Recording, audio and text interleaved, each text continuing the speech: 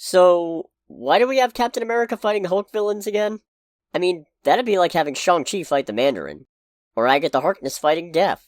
Or the Guardians of the Galaxy fighting Ego. Okay, so this phenomenon's been going on a lot longer than some angry comics fans like to pretend it has. And as those examples hopefully prove, having superheroes fight villains outside of their own rogues gallery can sometimes lead to spectacular results.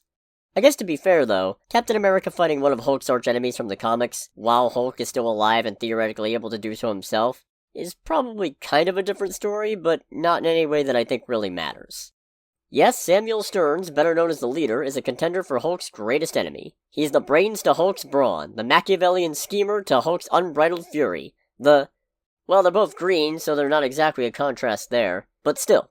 Stearns was once a mere, I want to say janitor, with a strained relationship with his family and a much more intelligent brother. But one fateful night while working at the chemical plant, a container filled with waste material exploded, exposing Stearns to to use the professional term, ton of gamma radiation. The resulting mutation gave him a staggering intellect, a gigantic noggin, and psychic powers, because that's just what one does when one develops a giant head. Although the Leader is a formidable foe, he usually prefers not to enter the fray himself, hiding behind plans and pawns. At least until his ego drives him to step into the spotlight. He's got a pretty massive arrogance problem, to the point where even his other self is kinda sick of him.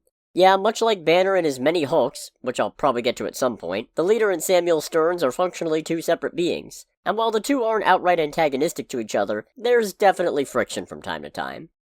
Anyways, true to his name, the Leader tends to take point when employing others to help with his dirty work. He's one of the founders of the Intelligentsia, and was the mastermind behind their scheme that resulted in the creation of several new Hulks. But he's also worked with other Hulk enemies like Half-Life and the UFOs.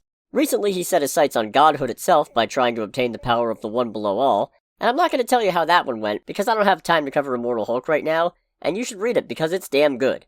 Frankly, I'm spoiling enough of it with what I've told you.